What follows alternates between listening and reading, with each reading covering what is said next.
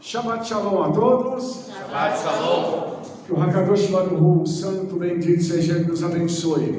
Nós vamos falar hoje sobre a Parashá Vayetze, que significa Ele sai.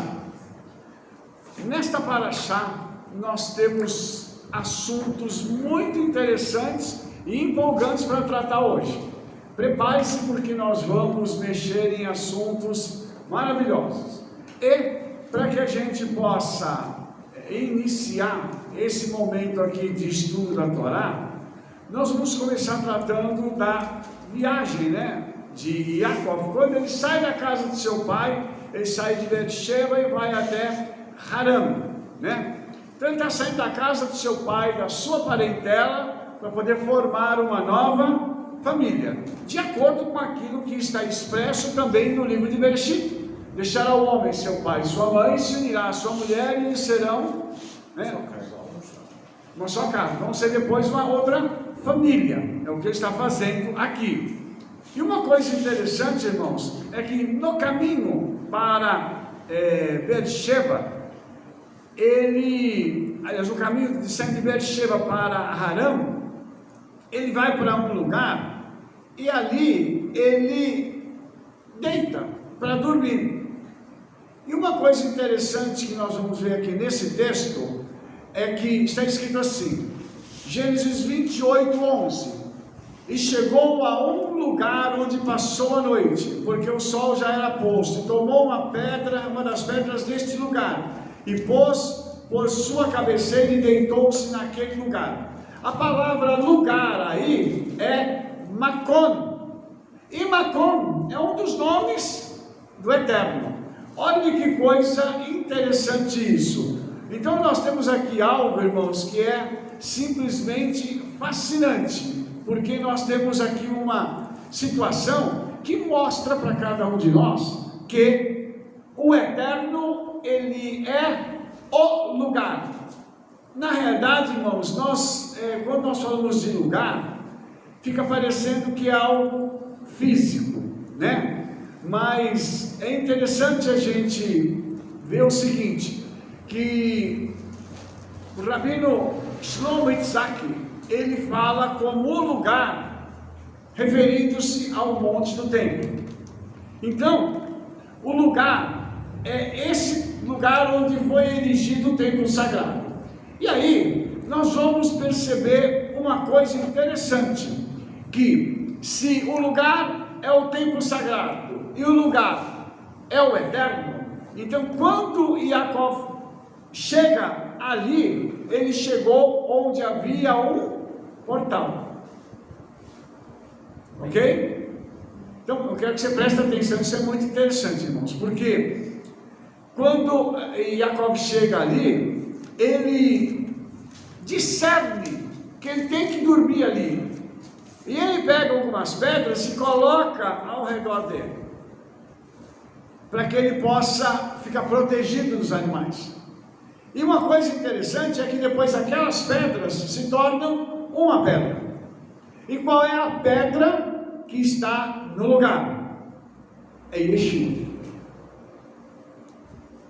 Então veja que interessante.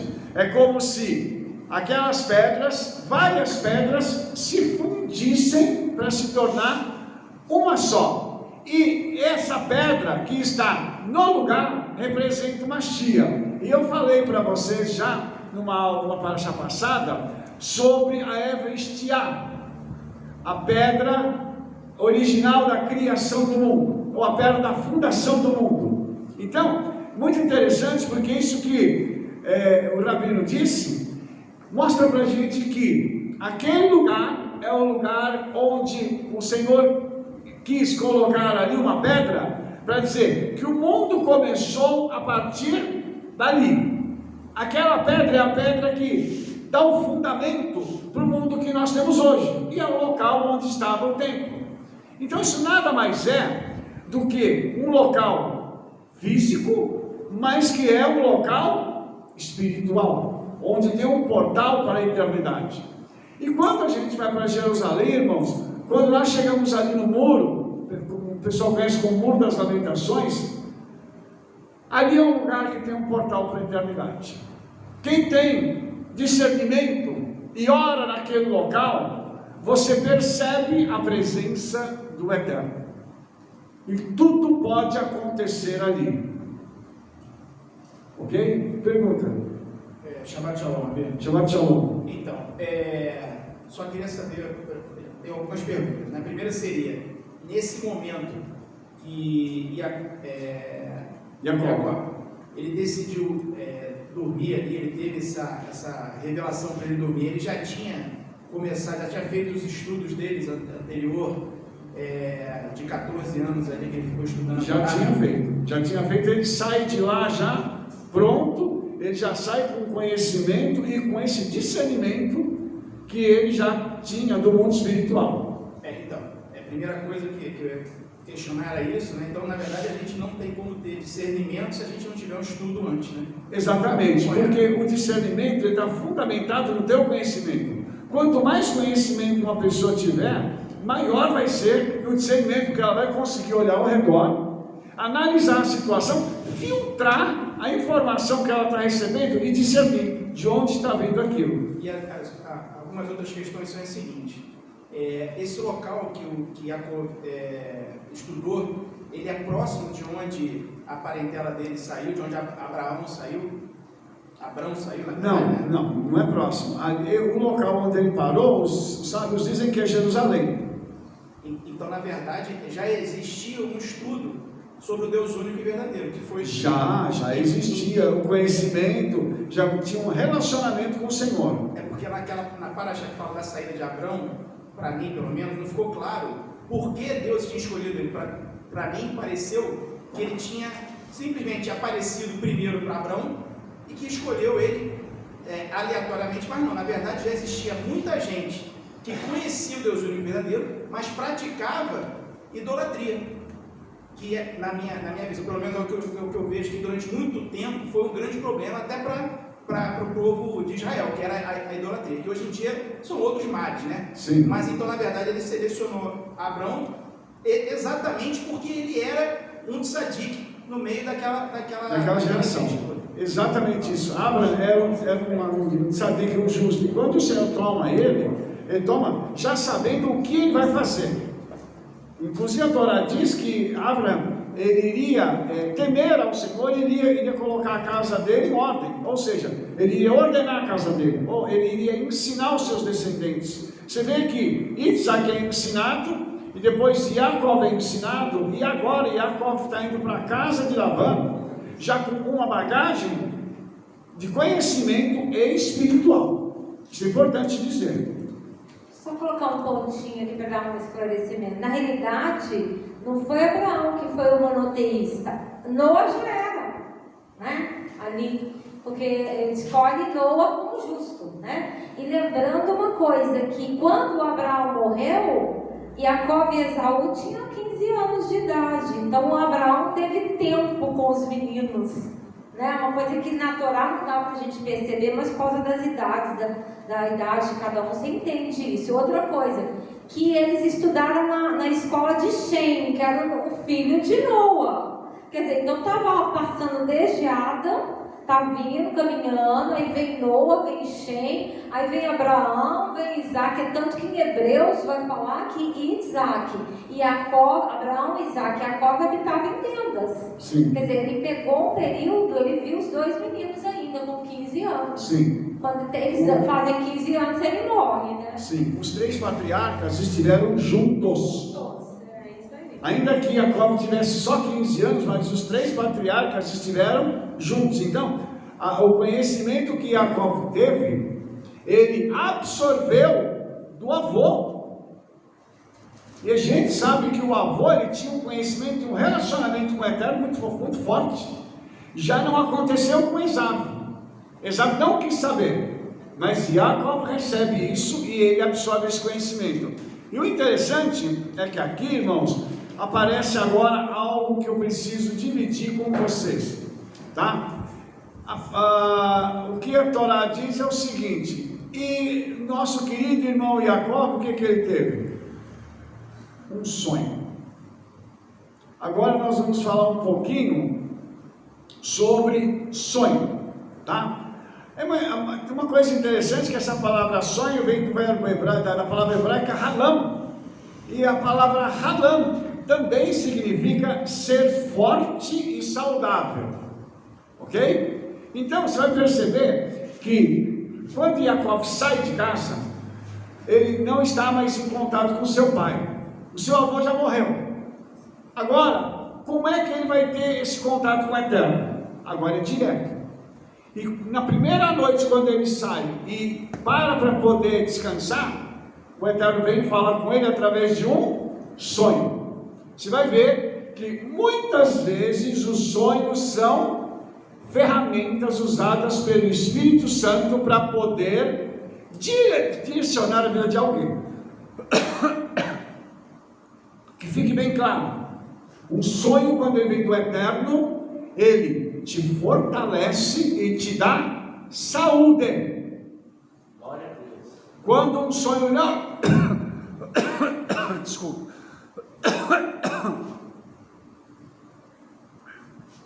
quando um sonho não vem do Eterno, ele deixa a pessoa abalada emocionalmente. Quando a pessoa tem um pesadelo, dá medo, angústia, não veio do Eterno. Por quê? Porque tirou a saúde, tirou a shalom daquela pessoa, ela fica fraca. Por isso que é importante a gente entender a função do sonho. Para que serve um sonho?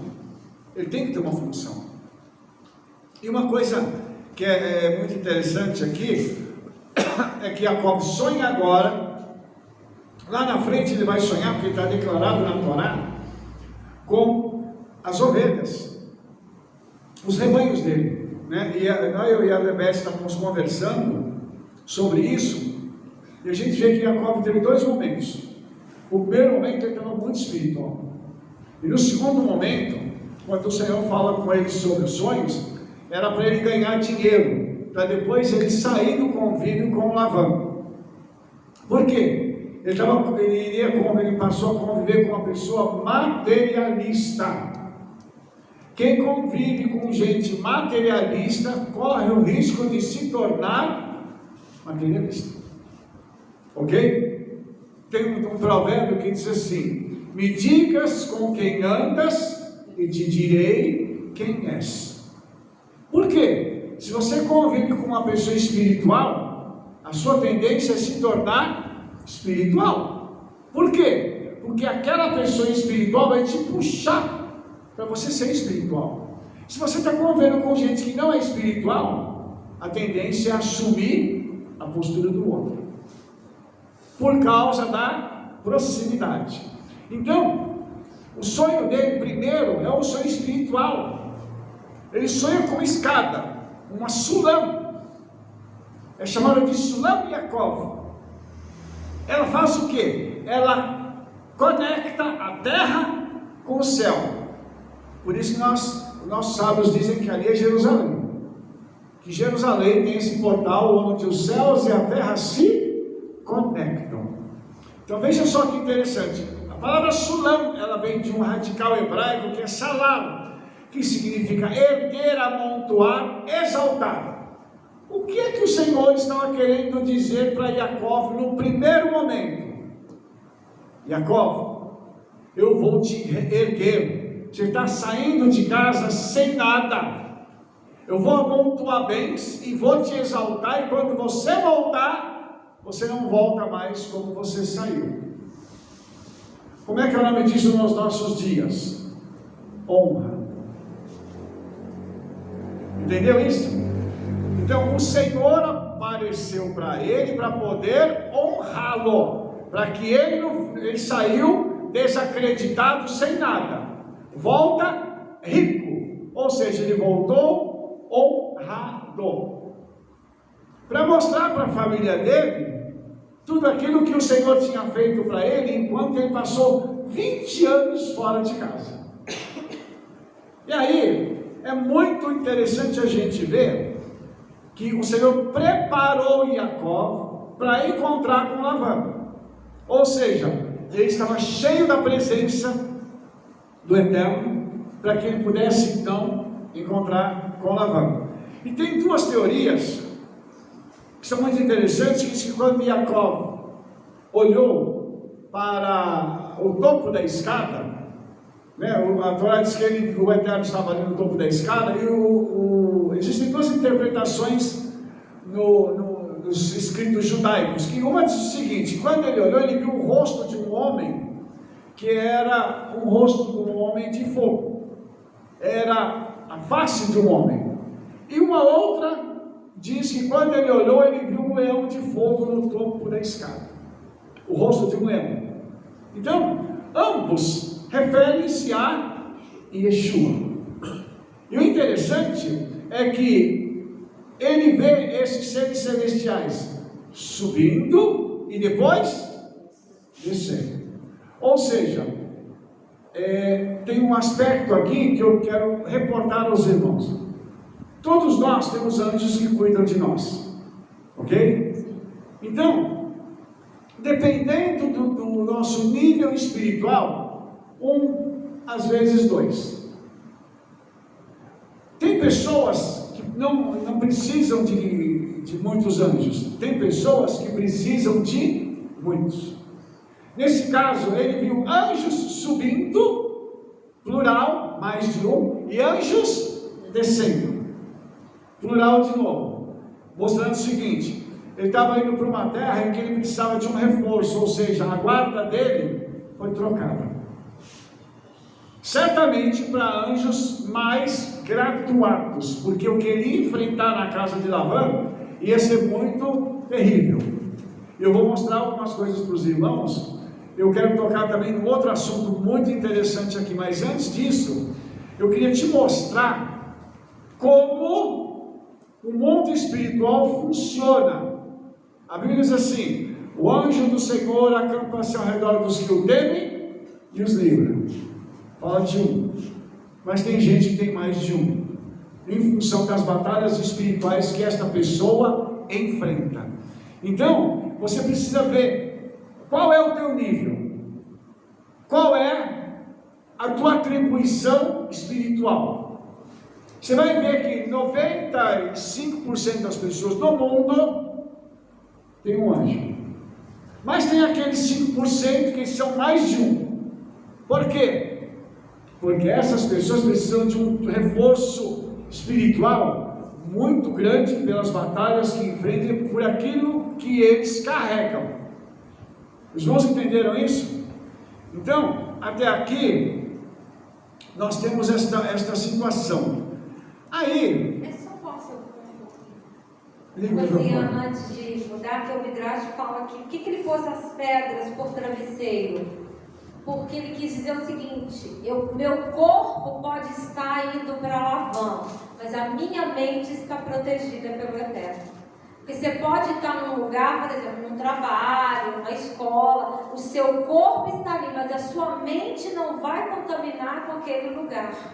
Então o travesseiro seria: eu vou rodear a minha mente, a minha cabeça. O corpo está fora ainda no chão, mas a minha cabeça está protegida pelo Eterno. Aí volta para o capacete da salvação, né? Que é a armadura que a gente tem que ter na cabeça, né? É verdade. E os irmãos se lembram que antes do sonho terminar, há uma promessa que é feita aí: a tua descendência será como o pó da terra, estender-se ao ocidente, ao oriente, ao norte e ao sul, e na tua descendência serão benditas todas as famílias da terra. Além de ter dito que aquele lugar onde ele estava deitado seria dado a ele e a sua descendência, para confirmar aquilo que fora dito a Abraão, aquilo que fora dito a Isaac. Então a palavra da posse da terra foi dada aos 3 patriarcas. O Senhor confirmou 3 vezes que ele daria aquela terra a eles. E aí, irmãos, é muito interessante, porque o Senhor diz assim: e eis que estou contigo e te guardarei por onde quer que fores, e te farei tornar a esta terra. Ou seja, a permanência de Jacó na casa de Labão tinha data de validade. Ia chegar um momento que o Senhor ia dizer assim: sai e volta. como a gente viu que aconteceu. A gente vai ver isso aqui na análise da Torá. Então, o Senhor já tinha dito isso para ele, porém o Senhor disse assim: não te deixarei até que haja cumprido tudo o que tenho falado. Irmãos, deixa eu dizer uma coisa para você. Eu quero aproveitar essa última frase. Não te deixarei até que haja cumprido tudo o que tenho falado. O Senhor, Ele está ao nosso lado em todos os momentos da nossa vida. Porém, Ele tem promessas que precisam se cumprir na nossa vida. Ele não vai nos deixar, nunca, principalmente para cumprir estas promessas. Então, o que eu quero que você entenda hoje é o seguinte: se o Senhor te fez uma promessa, pode acontecer o que for, a promessa vai se cumprir. Não tem ninguém que seja capaz de impedir que as promessas do Senhor não se cumpram na sua vida. É claro isso, irmãos? Portanto, que isso fique registrado, para a gente entender que quando Jacó acorda do sonho, ele diz, e temeu. A Torá diz que ele teve temor, porque ele disse assim: que terrível é este lugar.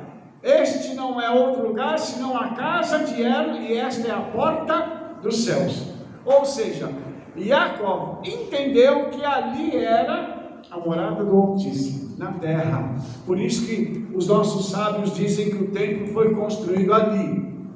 E ele diz assim: esta é a porta dos céus. Muito interessante a gente ver isso, irmãos, porque havia uma evidência não só espiritual como física, de que aquele lugar era um lugar diferenciado. Então, todas as vezes que você estiver num local onde o Senhor está, aquele é um local sagrado. Ali habita a presença do Eterno. Então nós temos que respeitar este lugar. Por quê? Vou voltar para a palavra o lugar. Ramakon é o Senhor que está ali.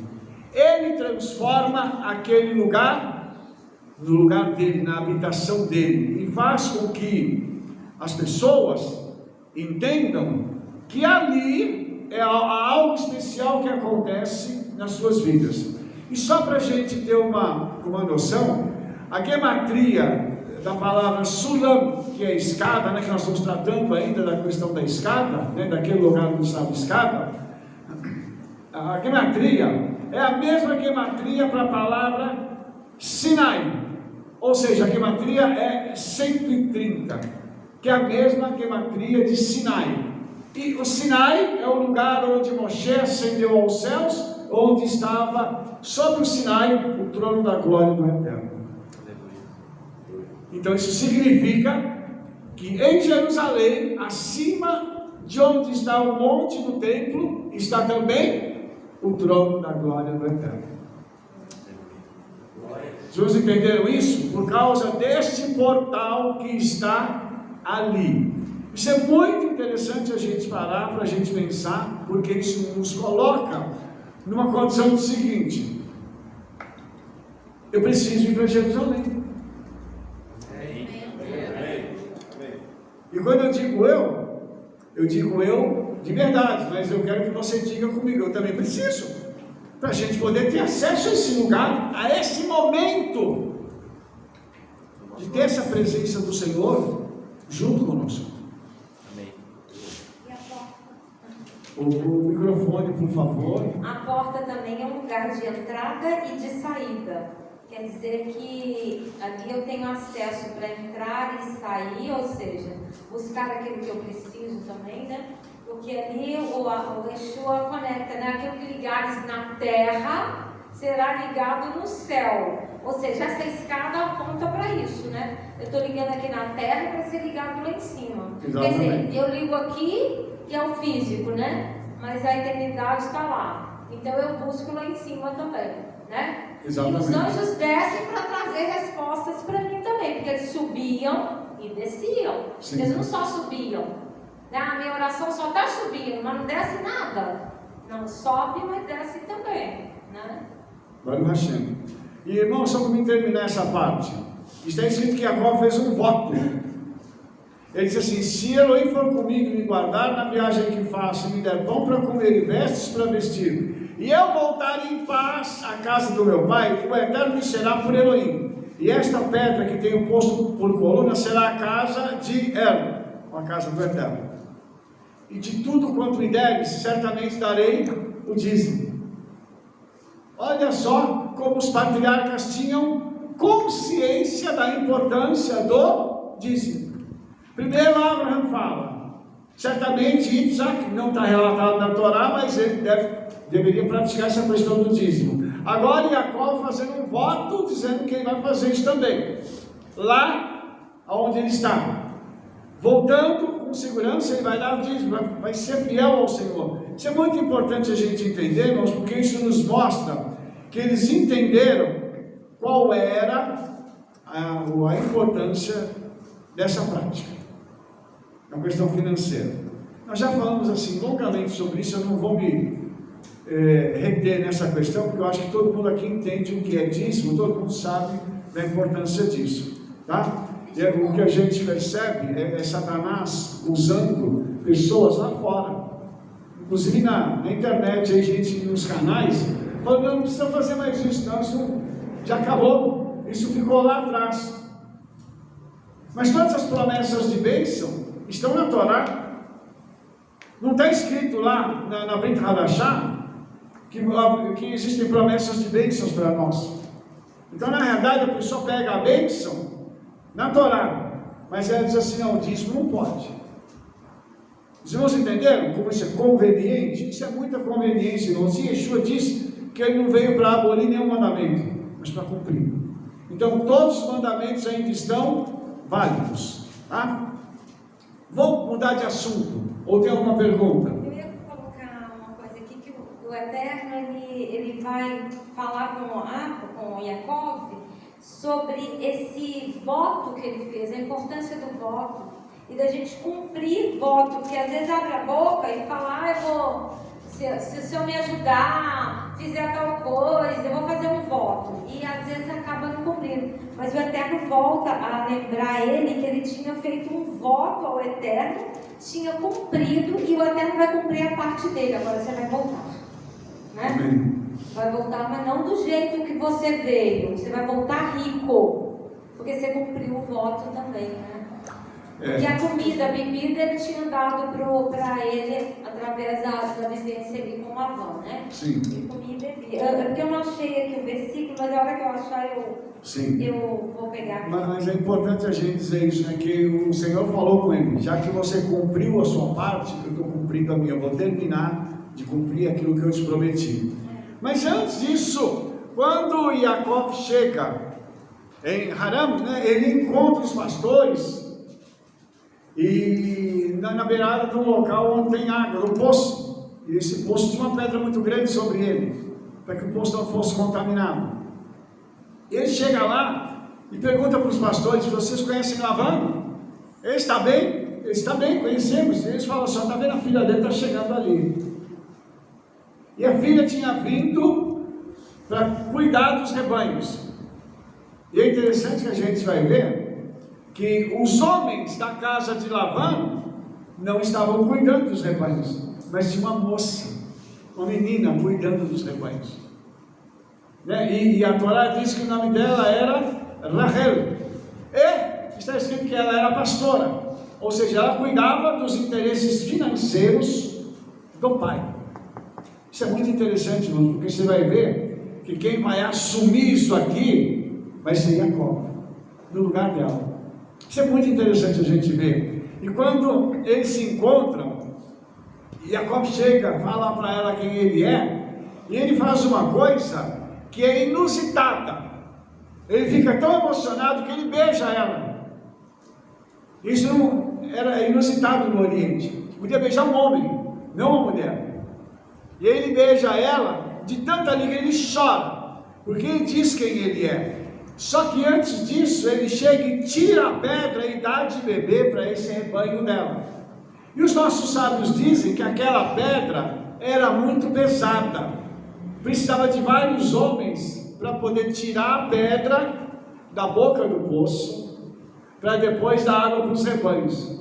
E aí, quando as pessoas que estavam lá viram Jacó pegando a pedra e tirando, todo mundo olhou assustado. Quem que é esse homem? É o super-homem da antiguidade? Né? Porque ele fez tudo sozinho. E aí, ele faz tudo isso e Rahel abandona o rebanho e corre para a casa do pai para comunicar a ele o que estava acontecendo. Então isso é uma outra coisa bem interessante, que ela larga as ovelhas. É uma outra coisa que alcançou ela. Quando os dois se viram, alguma coisa aconteceu, que ele a beijou e ela ficou tão, como é que eu vou dizer, emocionada, que saiu correndo para falar com o pai. Ela era muito nova, exatamente. Aí quando ele ouve, Labão ouve, ele vem, encontra com Jacó, ele abraça, beija ele, como é costume no Oriente, um homem dá um beijo no rosto do outro, leva para casa e ele conta para Labão tudo aquilo que ele tinha passado. Labão faz uma declaração: verdadeiramente tu és meu osso e minha carne. A mesma declaração que foi feita por Adão quando encontrou Rava. Então, ou seja, você é parte de mim. É isso que ele estava querendo dizer. E a Torá diz que ele ficou ali o mês inteiro. Só que ele não ficou o mês inteiro olhando para a cara de Labão. Pensa numa pessoa ativa. Ele começou a trabalhar. Ele via as coisas que eram necessárias e fazia. Como é que esse tipo de pessoa é chamado hoje? Proativas. Muito bem, proativo. Está tendo alguma necessidade, ele não perguntou se precisava, se podia fazer. Ele foi lá e fez. Tanto que Labão fica tão impressionado com a proatividade de Jacó, que ele pergunta assim: por que tu és meu irmão? Has de servir-me de graça? Declara-me qual será o teu salário. Eu quero mostrar uma coisa para os irmãos, que durante este mês Jacó e Rahel deviam olhar um para o outro de um jeito diferente. O que aconteceu? Labão percebeu isso e viu o trabalho que ele estava fazendo para mostrar para Rahel o seguinte: eu não sou um vagabundo, eu sou um homem justo, eu sou um homem honesto. E aí quando Labão chega e pergunta: qual que é o teu salário? O que você quer? Aí você vai perceber uma coisa interessante. Veja como é que uma pessoa correta faz. Gênesis 29, 18. E Jacó amava a Rahel e disse: 7 anos te servirei por Rahel, tua filha menor. Escute esta frase, por favor. Ele está sendo claro. O nome da moça é Rahel, a tua filha menor. Não é a maior, é a menor, é a mais nova. Por que eu estou fazendo isso? Para você entender o que eu vou mostrar para você a seguir. Porque ele foi claro, sem margem de engano. E a Torá diz: então disse Labão: melhor é que eu te dê do que a de outro varão. Fica comigo. Ou seja, trabalho 7 anos para mim te dar a minha filha. Oi. Não só por isso, da questão dos 7 anos, mas também pela questão da tradição, que era o dote, né? Esses 7 anos é justamente o dote, que talvez ele não sabia, eu não sei. Ele não tinha o dinheiro. Ele não tinha o dinheiro na hora e ele considerou esses 7 anos como o valor do dote. Como era calculado isso, Rabi? Então, isso é calculado, né, de acordo com as posses de cada um, né? Então, cada comunidade calcula isso de um jeito, né? Por exemplo, hoje em dia, os pais do noivo e da noiva, eles se juntam para poderem dar as coisas para o casal, né? Tanto para o moço quanto para a moça. Então eles compram casa, carro, já deixam tudo certo para eles poderem seguir uma vida. Mas é feita uma ketubá, onde há uma multa estipulada acontecendo o divórcio. E o homem ele tem que dar provisão para a mulher em tudo aquilo que ela necessitar. Veja bem, não é o que ela quiser, mas é o que ela necessitar. Só que a gente sabe que isso vai muito além, né? Uma mulher, elas têm milhares de necessidades. Entendeu? Então isso é uma coisa muito interessante a gente ver também, tá? Ou seja, os dotes são em milhares, né? O preço do dote é o seguinte, eu tenho uma frase que eu falo para o Rebete, né? Essa é uma dívida que você contrai, você nunca termina de pagar. Não é verdade? Isso é um negócio que vai, né, pelos séculos dos séculos, amém. Deixa eu só pôr um pontinho aqui sobre 7, né? 7 anos. Na realidade, ela era muito novinha, essa menina. Vamos supor que ela tem 10 anos de idade. Quer dizer, 7 anos, ela teria 17 anos, pelo menos. Né? Claro que casava novinha, mas ela estava muito novinha. Porque praticamente ela morreu com 36 anos de idade. Né? Então, assim, aqui ela está muito nova. Vamos pôr 12 anos de idade. Quer dizer, 7 anos. Porque ela cuidava do rebanho, então ela já tinha que ter um pouquinho mais de idade. Né? Então, assim, 7 anos daria também uma idade, assim, um pouco melhor. Porque Jacob está com aqui, ó, ele casa com 86 anos de idade, esse homem. Um menino. Uma criança. Uma né? criança. 86. Só 86 anos para casar? Então, assim, também tem que olhar isso. Porque, outro detalhe, é muito lindo isso. Ele pediu uma plenitude, né? Ele podia ter pedido, ó, em 1 ano, eu vou trabalhar 1 ano para você, e você me dá sua filha. Ou 5 anos, ele pediu 7. Né? Não foi à toa que ele pediu 7. Não. A dignidade desse homem, a justiça desse homem, né? Porque ele já tinha trabalhado 1 mês aqui de graça. Ele não precisava pedir tão longo esse tempo. Ele podia ser mais assim, né? Porque ele que estipulou o salário, não foi Lavão, dessa hora não foi ele, Sim. não foi o sogro. Sim. E aí eu quero agora fazer uma colocação, irmãos, que acho que é importante, também por causa do nosso tempo aqui. Quando deu 7 anos, ele disse assim: dá-me minha mulher, porque os meus dias são cumpridos para que eu me case com ela. Com quem? Rahel. A mais? Não. Aí reúne Lavão, todos os homens daquele lugar, fez um banquete. Aconteceu que à tarde, lá no final da tarde, né, quando a noite está caindo, ele toma Leia e leva ela para a tenda de Jacob. Jacob a possui. Segundo o Midrash, Jacob também estava alegre, tinha tomado uns lehaim a mais, então ele nem vê que Leia é Leia. Ele vai ver que Leia é Leia no dia seguinte, quando ele acorda.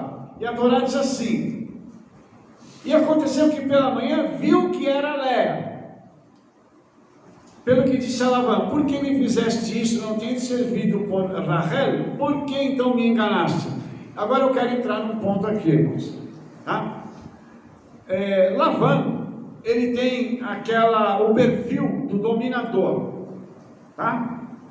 E nós vamos perceber que a mãe dele, ela também tinha esse perfil.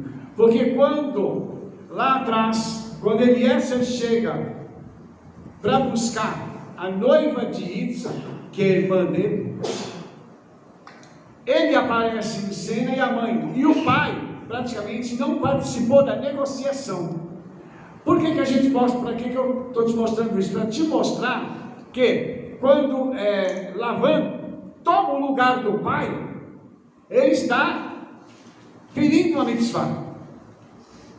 Então ele está se colocando numa posição que não é dele, para ele arrancar alguma coisa, usufruir de algo que ele não tem direito. Então ele é o camarada que é o dominador.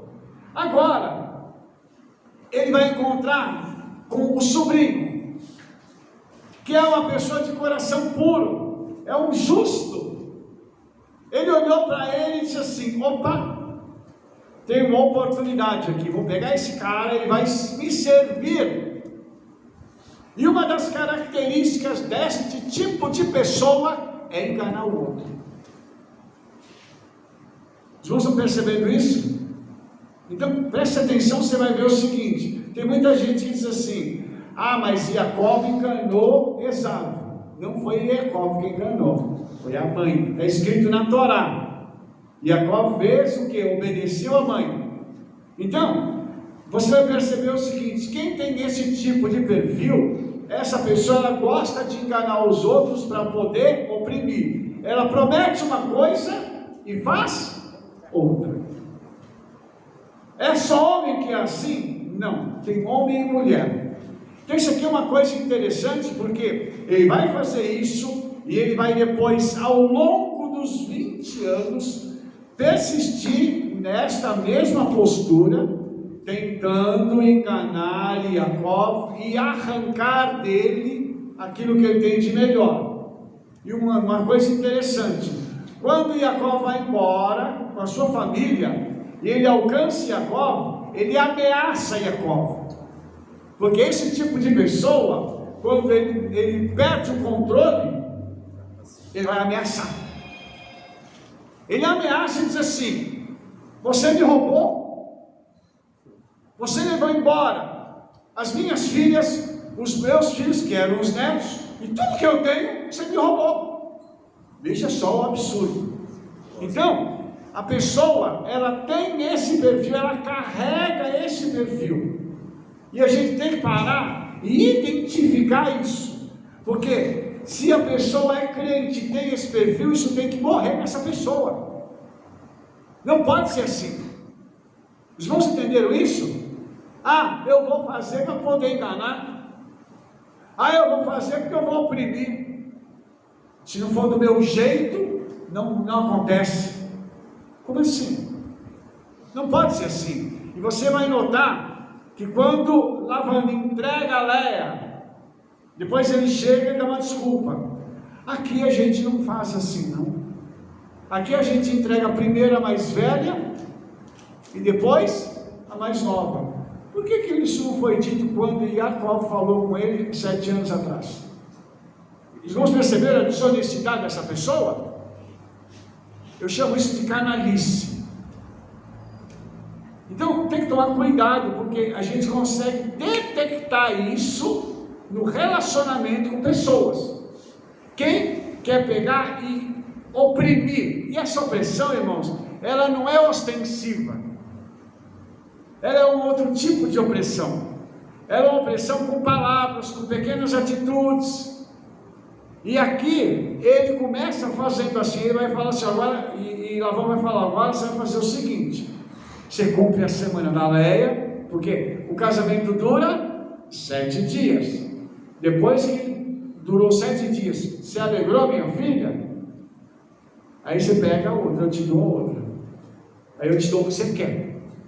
Primeiro eu te dou o que eu quero, e depois o que nós combinamos. Os irmãos entendem o que está por trás disso? Aí ele diz assim, você vai trabalhar para mim mais 7 anos. Perceba que ele pegou a palavra de Jacó e jogou contra Jacó. Ele não queria Léia, ele queria Rachel, mas ele é obrigado a engolir Léia e vai ter que pagar agora 2 vezes por Rachel. Então perceba isso, irmãos. Eu estou mostrando esse fundo psicológico para você entender o que vai acontecer agora. Porque quando Léia é desprezada por Jacó, que a Torá diz aqui em Gênesis 29:31, tá? Vendo, pois, o Eterno que Léia era desprezada, abriu a sua madre, porém Raquel era estéril. Mas por que Léia era desprezada? Porque Jacó não amava Léia. E ele foi obrigado a ficar com ela. Ele não teve outra saída. Os irmãos entenderam isso? Lógico que por trás disso tem um plano do Eterno. Mas aqui tem uma trama muito interessante, arquitetada por Labão. E Labão, pelas palavras que ele diz lá na frente, ele tinha um plano de mandar Jacó embora sem nada, ficar com as filhas, os netos e tudo aquilo que Jacó tinha conquistado. Ou seja, ele queria ficar era com tudo e mandar o Jacó embora sem nada. Como ele chegou, ele sairia desonrado.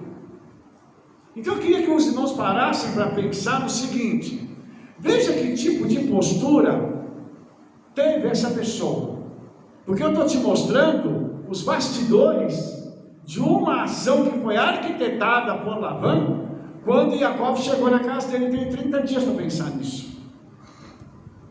Ele podia ter, depois de uma semana, falado assim para Jacó: não, você já está com uma semana, já vi que você é um cara bom de trabalho, você é justo, você é honesto, e você quer o quê? Aí eu quero casar com sua filha. Tá bom, mas ele esperou 30 dias para ele pesquisar, ver como é que era a postura de Jacó. Ele analisou Jacó. Isso foi uma análise fria, calculista, de alguém que já tinha um plano para executar em cima dele. Então, eu queria só que você parasse para pensar nisso, porque as pessoas olham para nós, e muitas vezes elas arquitetam planos para se aproveitar da gente. Ela se aproxima de você por aquilo que você tem. Eu tive gente aqui dentro da congregação que virou e falou assim: nossa, Abino, eu queria ter o que o senhor tem, e fez de tudo para que eu entregasse aquilo que eu recebi do Senhor. De tudo. Não conseguiu, porque eu detectei, eu falei: opa, vou puxar o freio de mão aqui, vamos deixar na defensiva. Por quê? Porque as pessoas, como diz a Rebece, dão sinais, e a gente tem que ficar atento a estes sinais. Pois não, Marcos, qual a sua pergunta? Bom, eu também li no Midrash que Jacó tinha acertado 3 senhas com Raquel, porque esse discernimento que o senhor falou que o senhor tem aí, ele também tinha, né? Então ele percebeu também que Labão poderia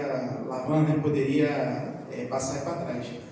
E aí, pelo que eu estudei ali, a Raquel, ela ficou com pena de Léia e passou para ela essas 3 senhas. Por isso que ele também não percebeu que Léia era Léia e não era Raquel. E aí talvez por isso também o Eterno tenha retardado abrir o ventre dela, porque até então a gente lendo só a Torá, né, sem um midrash, sem conhecimento mais profundo, a gente não entende porque a gente não entende, eu pelo menos não consegui entender por que Raquel teria o seu ventre fechado, né, e Léia teria ido aberto, porque ela participou de uma falcatrua, né, vamos dizer assim, e Raquel até então não, né, mas na verdade ela também entra nesse conluio aí de enganar Jacó, né.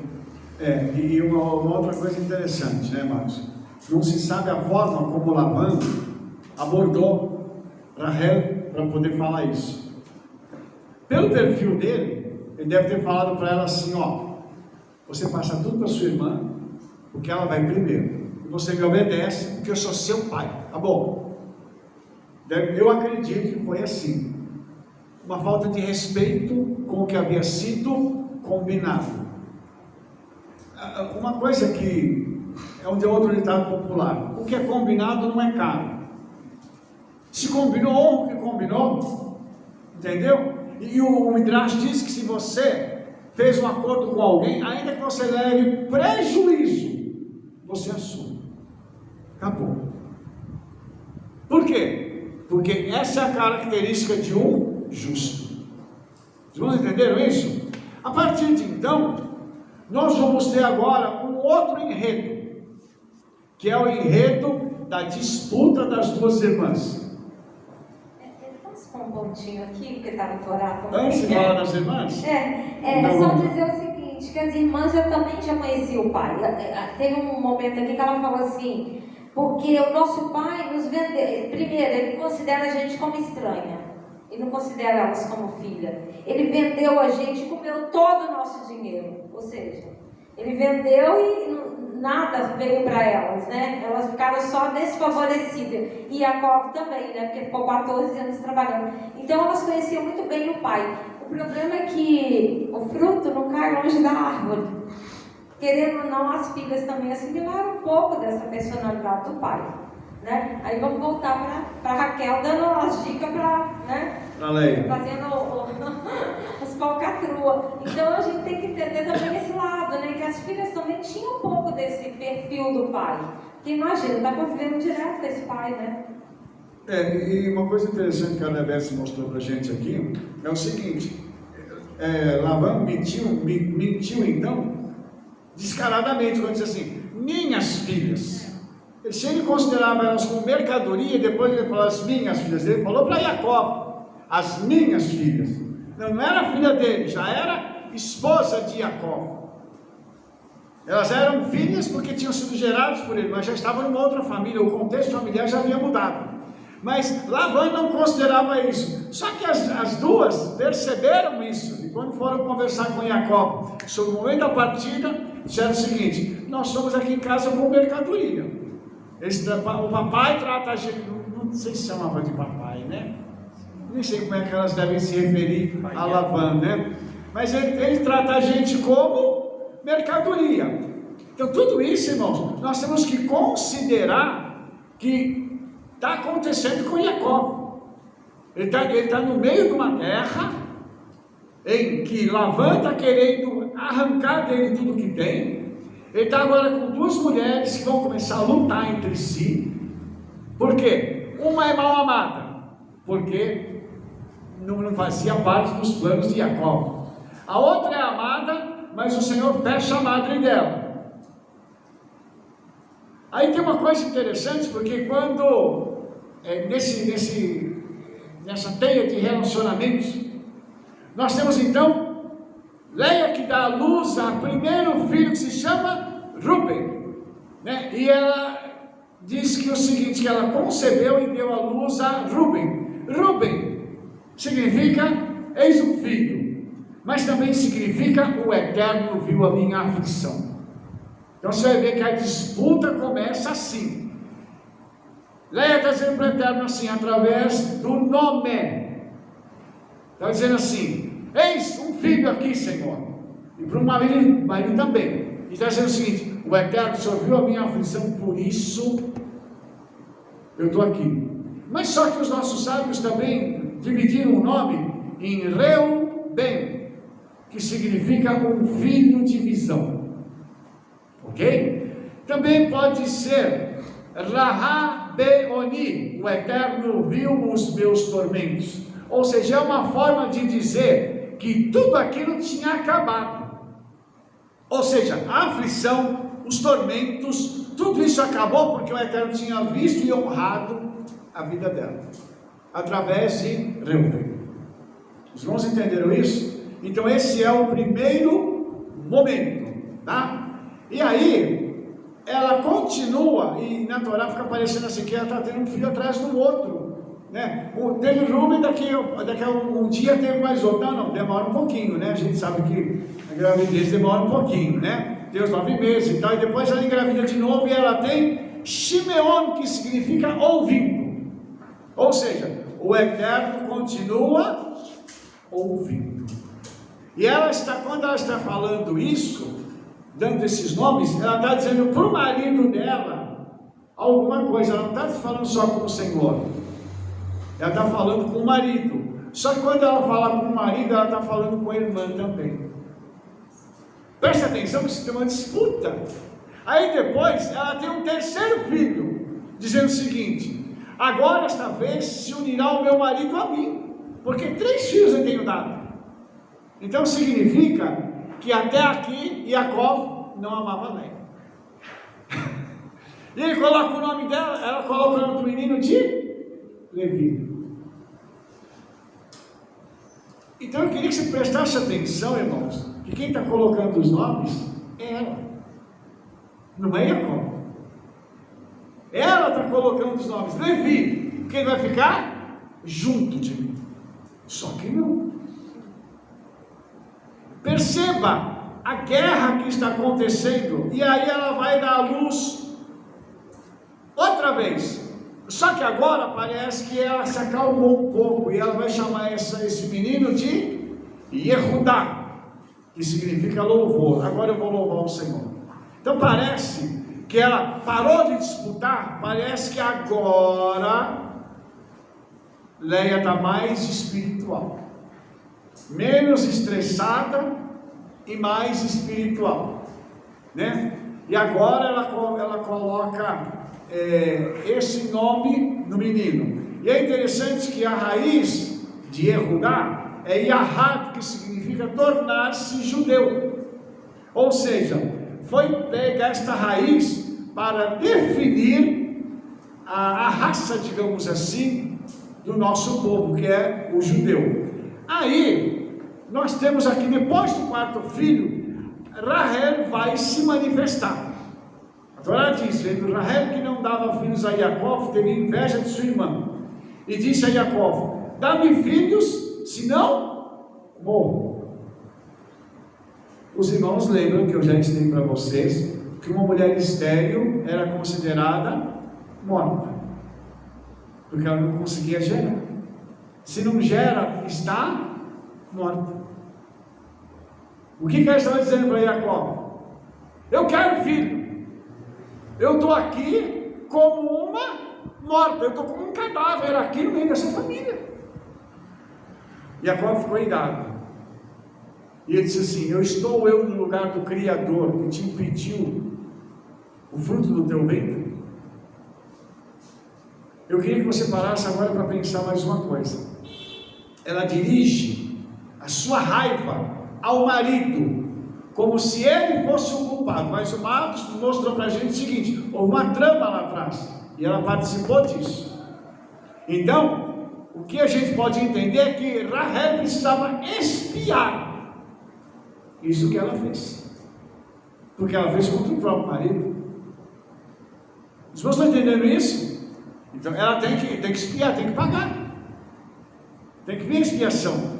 E agora ela fala o seguinte, que se não der filhos para ela morre. E uma coisa interessante, eu quero ler uma coisa para você aqui, tá?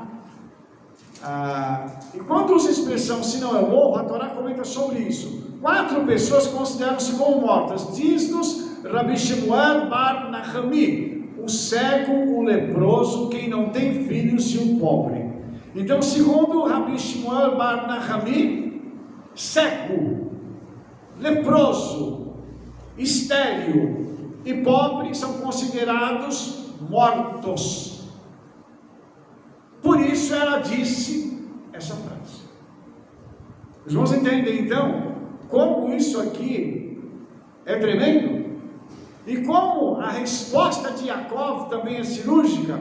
Estou eu no lugar do Criador? Você vem falar comigo?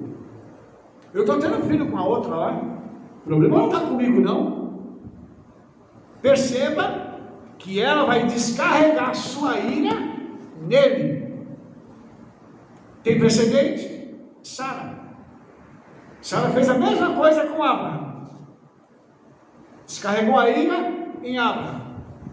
Então, vamos tentar entender isso aqui, né? Porque aqui tem toda uma situação na qual Jacó está aqui no meio de um tiroteio com 2 mulheres que vão virar 4, porque agora Rahel tentar ajudar o Eterno, e ela dá a Jacó Bila, sua serva, para ela poder conceber. E está escrito assim em Gênesis 34: assim lhe deu a Bila, sua serva, por mulher, e Jacó a possuiu. E a Torá diz que então ela concebe, né? E tem um filho. Aí Rahel diz assim: julgou-me Elohim e também ouviu a minha voz, me deu um filho. Por isso chamou-se Dan, que significa juiz. Olha só que o primeiro filho que Rahel tem, que não é dela, mas é da sua serva, ela chama de juiz. Agora, ela invoca então os céus para dizer assim: me julga, Senhor, não é possível que o Senhor não vai fazer nada por mim. Os irmãos estão conseguindo entender essa trama que está acontecendo no meio dessa família? E como essas 2 mulheres estão se degradando, elas estão brigando por causa de um marido. Um marido que, na realidade, ama só uma, e agora já está com 3, daqui a pouco vai uma 4, para fazer parte de toda essa trama. Então imagine um homem que ama uma mulher e tem que ficar com mais 3 que ele não ama, por causa desse problema familiar que está acontecendo. Pois não, qual que é a pergunta? Então, também li que as 2 escravas, elas eram irmãs de Léia e Raquel, porque Labão tinha essas filhas com as suas concubinas. Então, na verdade, não tinha nada. E quando Jacó botou as 12 pedras, já era uma profecia das 12 tribos. Então elas sabiam disso. Então elas estavam competindo para quem teria mais filhos. Então, na verdade, que eu li também, que quando Léia ela teve o 4º filho, ela falou assim: eu fui abençoada, porque eu vou ser a maior das 4. Porque ela fez a conta, provavelmente cada um teria 3, e ela teve 4. Então ela já teria 1 a mais. Então por isso que ela fala, né? Louvado seja Deus, porque eu tenho 4 filhos, eu sou a maior das mulheres, né?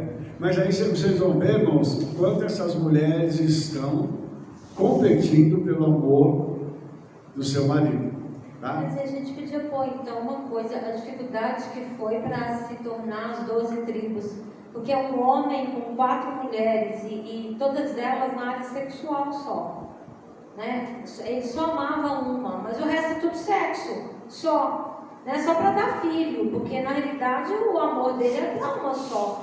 E imagina um homem que, eu fiquei pensando, é um homem que trabalha o dia inteiro, acorda 5 horas da manhã, vai cuidar de gado, vai cuidar de tudo, mas tem 4 mulheres infernizando a vida dele. Então, peraí. Porque cada hora chega uma e fala: não, eu te aluguei, você vai ficar comigo. Não, peraí.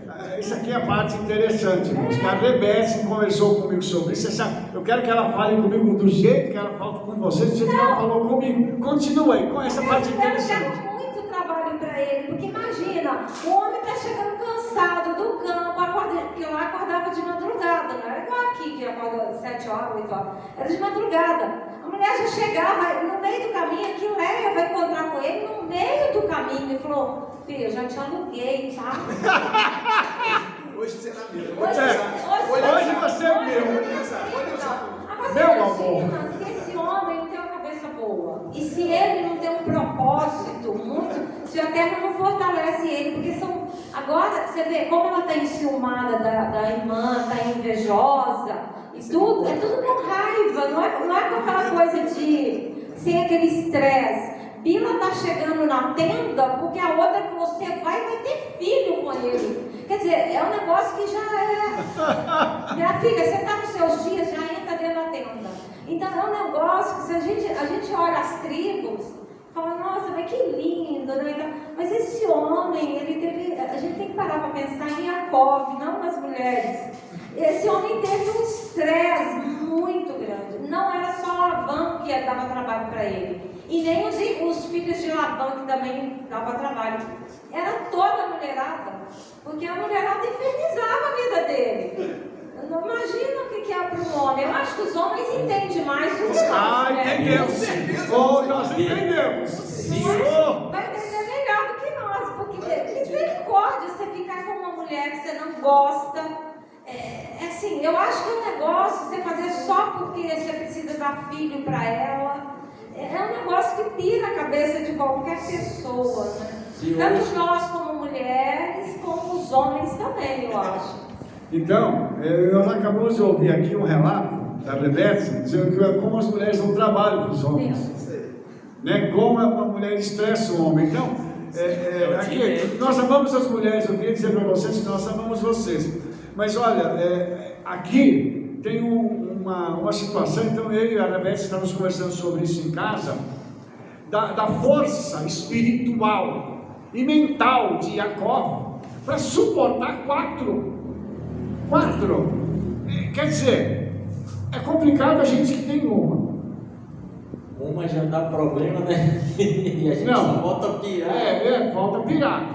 Mas imagine 4. Então a Rebeca estava comentando um negócio que é assim: Bila, ela vai de novo conceber. E ela vai ter ela vai dar o nome do filho de Naftali. Olha o que Rahel disse. Ela disse assim: com lutas de Elohim tenho lutado com minha irmã, também venci. Naftali. Irmãos, ela está confessando aqui que ela briga com o Eterno. A briga é assim, vertical primeiro, e depois com a irmã, horizontal. Eu fico imaginando a situação da Rahel, vendo os filhos da irmã, agora ela com 2, que não é dela, de Bila. Mas vocês não estão entendendo como que a situação fica? E eles convivendo no mesmo espaço. E como a Rebeca falou, Jacob sai para trabalhar. E quando ele chega, a mulherada, hoje é meu dia, hoje é dia da fulana. Se os irmãos entenderam isso, quer dizer, ele já chega com os problemas que ele teve no campo. Porque mexer com animal também não é fácil, é cansativo. Ele está chegando lá já com tudo o que aconteceu, e ainda as mulheres chegam para falar. E eu imagino os filhos: papai, a mamãe falou isso aqui, a mamãe fez aquilo, papai, eu quero sua atenção. 4 mulheres querendo atenção, e agora são 6 filhos já querendo atenção. A cabeça desse homem, como que ele conseguiu administrar isso? Porque agora a Leia, vendo que era assessora de dar filhos, o que ela faz? Pega a Zilpa e fala assim: Jacob, agora você vai ter filhos para mim através da Zilpa, vai lá. E aí Jacob olha e fala assim: misericórdia, mais uma. E aí? Oi? Será que o Jacob, ele, tipo, vou dormir fora hoje, aguento? Será que tinha esses negócios? Será? Olha, pastor, sua pergunta é muito boa, mas eu não sei, a Torá não relata isso, entendeu? Mas assim, é interessante a gente ver que a Leia, ela faz com que Zilpa vá, e Zilpa engravida e tem um filho chamado Gad, que significa fortuna, sorte. Ou seja, deve ter sido de primeira. Porque foi assim, pá, já deu Gad. Então você imagina que tudo está acontecendo e ele ainda está tendo problema com o sogro, que está falando com ele, porque a Torá diz que ele mudou o salário de Jacó 10 vezes. O 10 está ligado a Keter, que é coroa. Isso mostra para a gente que havia uma intenção velada, escondida, de Labã roubar a coroa da fortuna de Jacó. E lá, quando Jacó foge, Labã declara isso textualmente. Ele podia pegar e levar ele embora, e as filhas, os filhos que eram os netos, o rebanho dele, mandar ele embora sozinho. Ou seja, ele tinha essa intenção. E aí a gente vê, irmãos, como isso é terrível. E aí continua, pois Zilpa ainda vai ter um segundo filho, e vai ter um filho que se chama agora Asher, que significa feliz.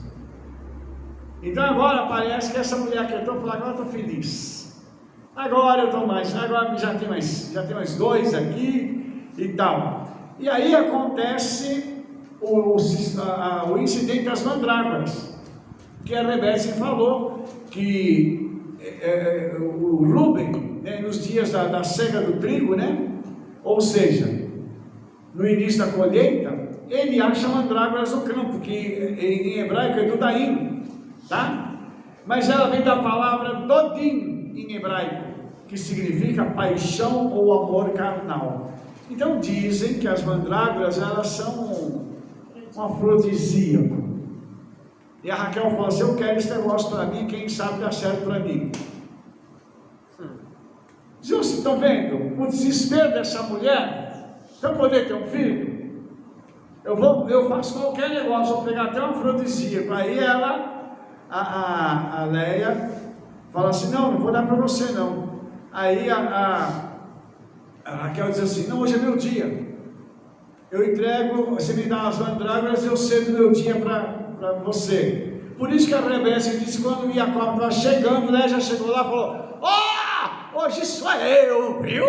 Você achou que era Não é aquela minha lá? irmã, não, hoje sou eu, porque eu aluguei você. Ou seja, Jacó passou a ser um objeto que estava na mão de 4 mulheres. Quando elas reclamam para Jacó que elas eram um produto, na realidade elas estavam fazendo de Jacó esse mesmo produto. Falando agora sobre a postura delas quererem impor a Jacó alguma coisa que elas queriam, que foi o caso de Rahel. Me dá filhos, eu quero filhos. Os irmãos entenderam que a postura de Labão está aparecendo agora nas meninas, nas mulheres? Então olha só que interessante. E aí, o Senhor ouve a Leia, né, e dá a ela também um 5º filho, que esse se chama Issacar, né? Aqui era a vez da Rahel, né? Era para ser a vez dela, né? Aí se chama Issacar, que significa galardão. Eu que... Ou então, o nome pode ser interpretado como Yesh Serrar, que significa alma, retribuição. Ou seja, tudo aquilo que ela sofreu, né, porque ela não estava conseguindo dar mais filho para ele, agora vem Issacar. E logo depois ela tem também Zebulon, né? E aí ela fala sobre essa questão do marido habitar também uma dádiva, né? Ela fala assim: desta vez morará o meu marido comigo. Por quê? Ele tinha a tenda dele e cada uma das mulheres tinha a tenda, mas a Rahel era a preferida dele. Então ela dizia, o que Leia estava querendo dizer é o seguinte: aqui eu vou me tornar agora a preferida. Só que não, né? Eu tenho dado 6 filhos.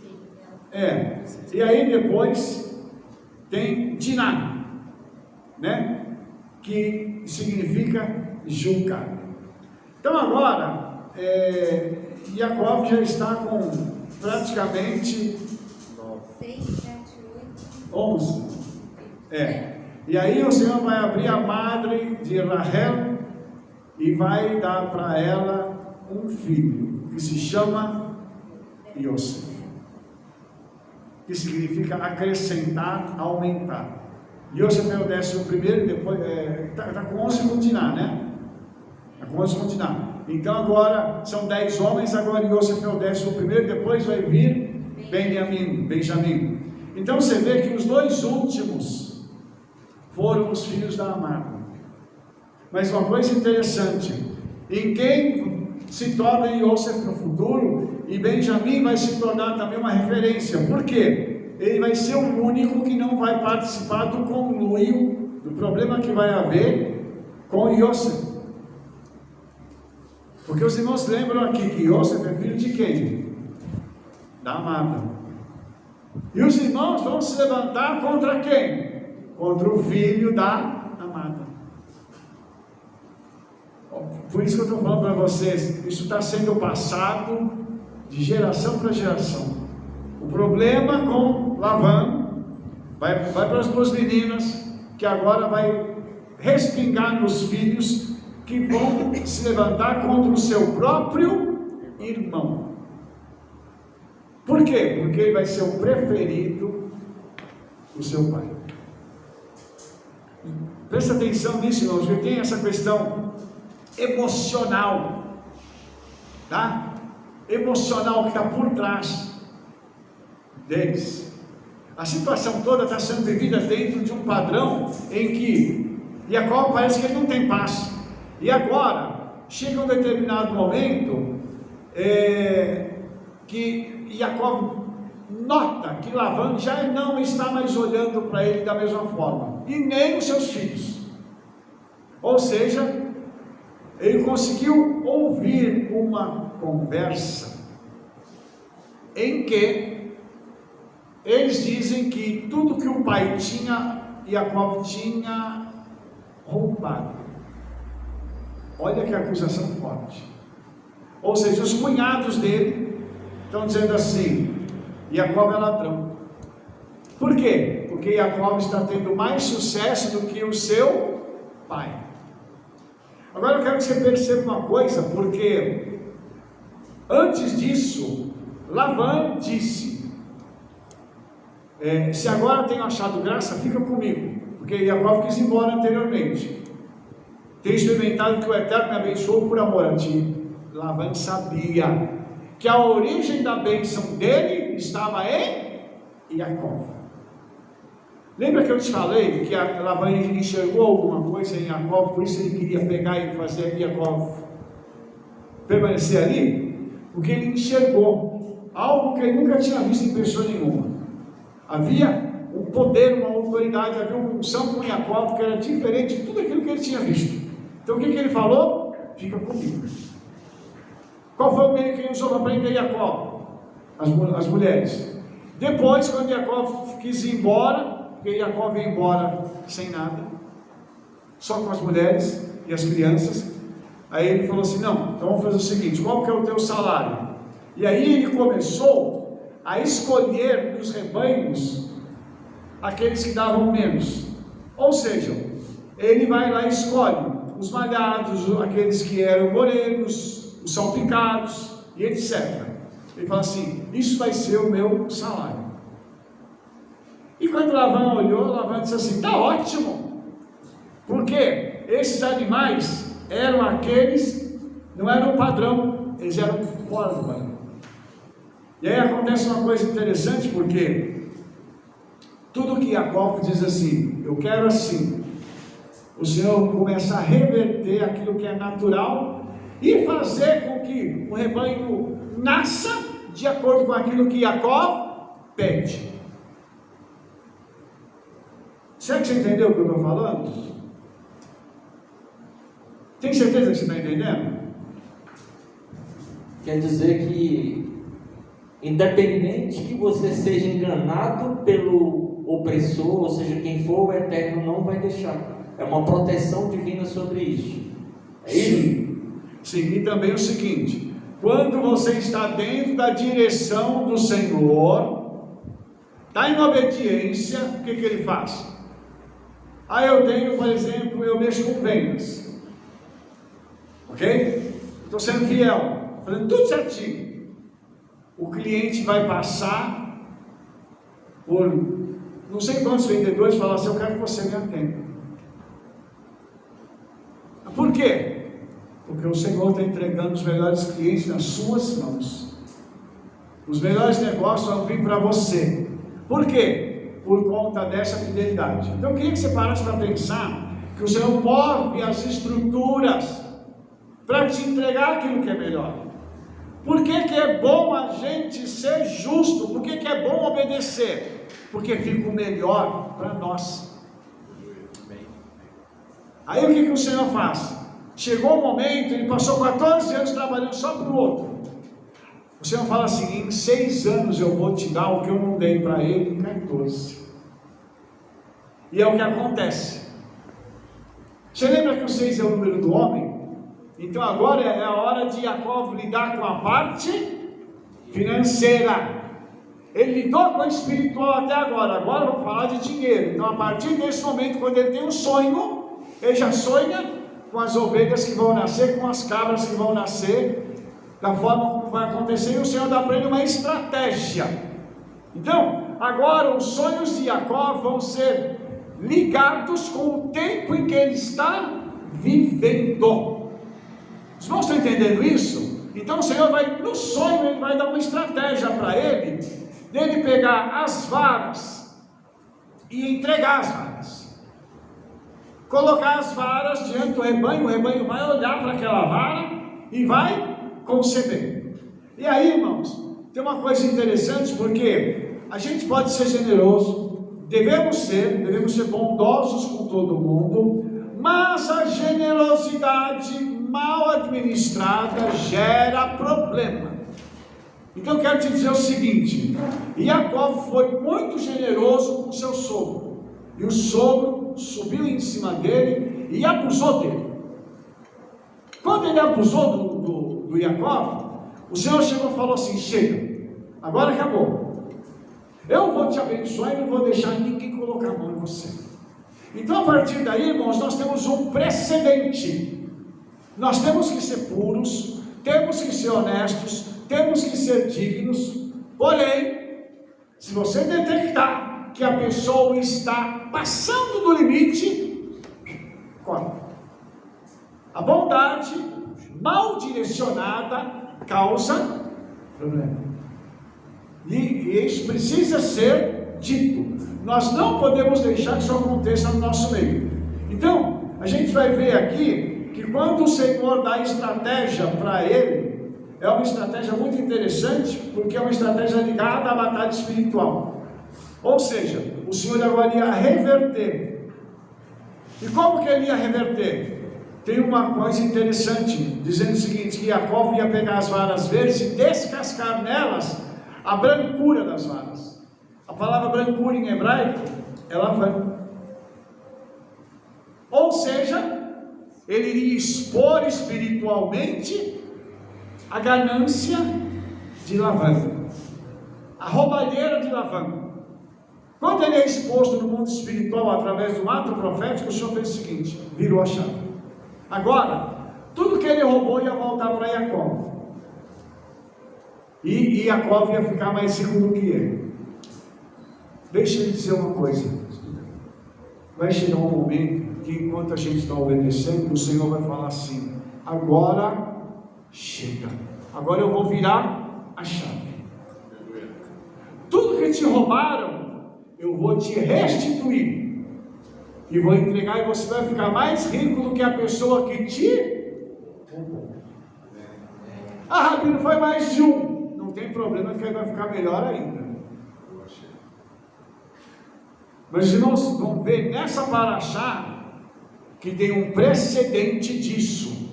O Senhor fazer uma restituição daquilo que foi roubado. Só que aqui a restituição é financeira, tá, irmãos? Isso aqui não é espiritual. Essa é a parte material, é a parte financeira. Porque ele foi roubado financeiramente. E olhe que ele estava sendo roubado e dando dízimo. Porque o Senhor disse para ele que ele tinha sido fiel. Então, se ele estava sendo fiel, significa que ele estava dizimando, mesmo sendo roubado. Aí vai chegar lá na frente, o Senhor vai fazer assim. Virou a chave, opa, agora acabou o roubo. Mas acabou também o quê? A carestia, porque aí o Senhor começa a elevar ele. Voltando lá atrás para a promessa que ele tinha feito. Sua pergunta, pastor? Não, o senhor já respondeu. Era a respeito do dízimo. Se mesmo nas circunstâncias que ele estava, ele dizimava lá, mesmo recebendo errado da parte de Labão, né? Ele não parou. Mas aí é que está a beleza da coisa. Entendeu? Aí nós voltamos para as palavras que dizem o seguinte: ser fiel no pouco, e sobre o muito te colocarei. Lá tinha templo ou tinha algum Melquisedeque lá para receber alguém? Não tinha mais. Como é que era feita a entrega? Então, é uma boa pergunta, essa eu não sei responder. É isso que também eu ia perguntar. Não, mas ele provavelmente dava para quem estava necessitado, porque não tinha o Beit HaMikdash. Não tinha o Mishkan, que era o tabernáculo, que precedeu o Beit HaMikdash. Mas ele estava cumprindo essa mitzvah. Isso é importante. O Eterno, eu achei aqui o versículo 31:13, ele fala: eu sou o Deus de Betel, onde tem ungidos uma coluna, lá quando começou, onde me fizestes um voto. Levanta agora, sai desta terra e torna-te a terra da tua parentela. Ou seja, o Eterno tinha falado com ele que ele ia voltar para a terra. Ele falou: você fez um voto comigo, né? De que se eu te alimentasse tudo, você me daria todo dia e tal. Então agora volta para a sua parentela. Você cumpriu o voto, agora eu estou cumprindo o meu, né? O Senhor está fazendo a ligação. Outra coisa só que eu queria colocar, que o Eterno ele tira do ímpio para dar para o justo. Aqui ele fala assim: Deus tirou o gado do vosso pai e deu a mim. Então esse versículo se cumpriu na vida de Jacó, né? O Eterno tirou do ímpio Labão para dar para Jacó.